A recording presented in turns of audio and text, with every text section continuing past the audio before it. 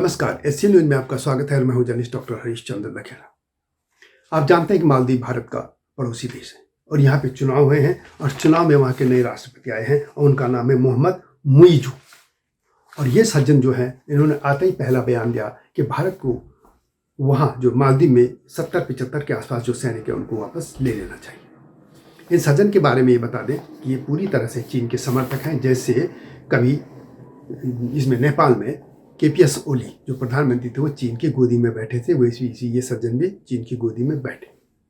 इस देश के बारे में 2 लाइन बता दूं पहले, बाद में विस्तार से, कि ये पूरी तरह से मुस्लिम कंट्री है। 98% यहाँ की आबादी जो है वो मुस्लिम है, 2% दूसरे लोग हैं, लेकिन उनको अपने धर्म की मनाने की आज़ादी नहीं है। यहाँ बाहर का कोई बस नहीं सकता, और बस सकता है तो सिर्फ और सिर्फ सुन्नी मुसलमान। ये शरीयत में चलता है ये देश, और ये जो है विश्व में सबसे निचले स्तर का, मतलब जो समुद्र लेवल, सी लेवल की मैं बात करूं, उस लेवल पे ये देश है। अब इसी पर मैं आपको विस्तार से बताऊंगा, लेकिन तब तक आपसे अनुरोध है कि इस एशियन न्यूज़ चैनल को सब्सक्राइब अवश्य कर दीजिए और मुख्य जो मेरा एक और चैनल है हिमालय लोग, उसको भी देखिएगा। तो बात करते हैं मालदीव। मालदीव जो है 1.5 मीटर से 5.1 मीटर तक ऊंचा है, यानी समुद्र लेवल से जो भी उसकी हाइट है, बड़े जो उसका टीला होगा, पहाड़ होगा, जो भी होगा, वो 5 मीटर। और विश्व बैंक के अनुसार 2100 ईस्वी तक समुद्र स्तर में 10 से 100 मीटर के बढ़ने का अनुमान है। ऐसे में मालदीव के अधिकतर क्षेत्र डूब जाएंगे। अब सवाल यह है कि जब मालदीव डूब जाएगा तो अब क्या होगा इसका। मुझे याद है कि 2008 के आसपास मालदीव का एक जल मंत्री भारत में आया था, एक सम्मेलन हो रहा था और वहाँ पे वो गिड़गिड़ा रहा था। वो ये कह रहे थे सज्जन कि जलवायु परिवर्तन से समुद्र का लेवल, पानी का लेवल बढ़ रहा है और इसको रोकने के प्रयास होने चाहिए, और वो नहीं तो देश डूब जाएगा। और फिर उसने एक बात इन्होंने कही थी कि भारत को अपने यहाँ हमें जमीन देने की सोचनी चाहिए।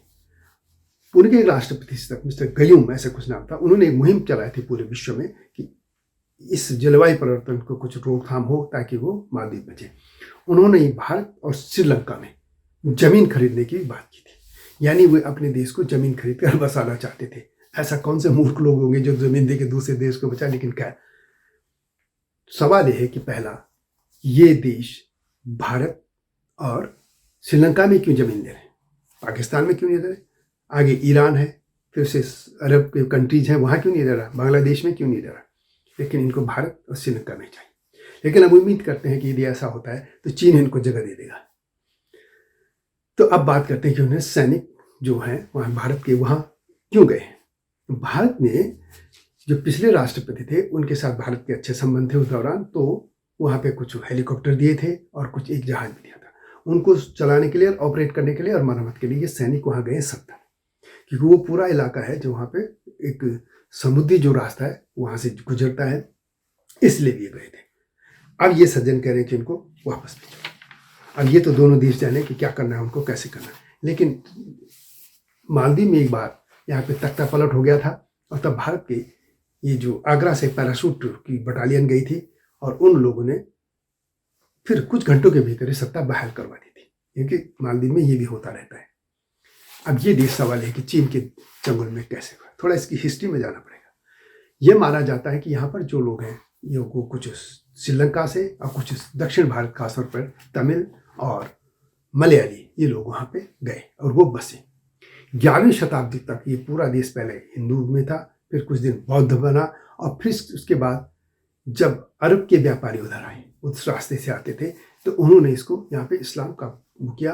अब वो जबरदस्ती किया या मन जो भी क्या हो, बहला फुसला कर, इसमें हिस्ट्री में बहुत कुछ मिलता नहीं है। लेकिन ये 11वीं शताब्दी के आसपास, 11वीं-12वीं में ये इस्लाम में कन्वर्ट हो गया। उसके बाद ये बाद में अंतिम दौर में ये ब्रिटिशर्स के कब्जे में आ गया था और 1966 के आसपास, यानी 60 के दशक में ये आज़ाद हुआ। उसके बाद ये अलग देश बने, थाई अलग देश बन गया। यहाँ सब ठीक ठाक चलता रहा, लेकिन ये इस्लामिक हुकूमत से चलता रहा। अब भारत से भी इसके संबंध ठीक रहे, सब कुछ ठीक है, लेकिन जब चीन ने यहाँ एंट्री की, क्योंकि चीन चारों तरफ से भारत को घेर रहा है, उसने इधर पाकिस्तान को अपने कब्जे में ले ही लिया। श्रीलंका ने वैसे अपना हालत देख ली, उसके कब्जे में जाना था, लेकिन उसकी तबाही हो गए, उसकी पूरा जो इकोनॉमी से कैसी तबाह हुई, ये सब लोग जानते हैं। इसके अलावा बांग्लादेश में भी डोरे डालता रहे। नेपाल में एक वहाँ KPS ओली का नाम मैंने लिया है, वो तो पूरी तरह से चीन के दलाल उनकी गोदी में बैठा था। अब देखते हैं वो बैलेंस करके अपने ये लोग जो चल रहे हैं। भूटान पे भी चीन दबाव डाला, लेकिन भूटानियों को याद होगा कि जब तिब्बतियों को उन्होंने पीट पाट के भगाया था चीन ने, तो उन्होंने उनको लौहलुहान लोगों को देखा था। तो संभवतः भी ये 2-3 पीढ़ियां भी बचेंगी चीन के साथ जाने से, लेकिन आगे का भरोसा नहीं। तो चीन पूरी तरह से घिरना चाहता है और उसी चंगुल में ये मालदीव फंस गया है। मालदीव का जो राष्ट्रपति है, इसकी ये भी पूरी तरह चीन का दलाल है। और ये जो है, इसीलिए भारतीय सैनिकों ने पहला कदम नहीं किया। इसने वहाँ इनके संगठनों ने और भी संगठन जो थे, एक बड़ा आंदोलन भी किया था और इसी के दम पे चुनाव जीत गए। अब देखते हैं इसमें क्या होता है, तो भारत सरकार फैसला लेगी। लेकिन मुख्य तौर पर हमें कहना है कि इन लोगों को समझना होगा कि जिनका देश डूबने जा रहा है, जो भारत में जमीन लेने की बात कर रहे हैं, आखिर ऐसे लोगों को पहचानने की जरूरत है समय से पहले ही, क्योंकि ये जब चीन की दलाली करेंगे और एक दिन डूबेंगे तो फिर भारत में शरण लेंगे। इसे यदि ऐसे करते हैं तो इनके दरवाजे अभी से बंद हो जाना चाहिए। इनके लिए साफ कह देना चाहिए कि तुम्हारी अगले ये जो 2100 की बात कर रहे हैं तो बहुत ज़्यादा दिन नहीं है। यदि इसमें डूबते हैं तो इनको चीन के ही दरवाजे पे चले जाना चाहिए, इनको कड़े शब्दों में बोल दिया जाना चाहिए।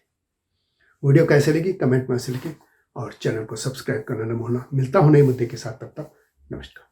हिमालय पे पेड़ हो तो गीत गाएंगी नदियाँ, गीत गाएंगी नदियाँ। पेड़ों पे चिड़िया है तो गीत गाएंगी नदियाँ, पेड़ों पे चिड़िया है तो गीत गाएंगी नदियाँ।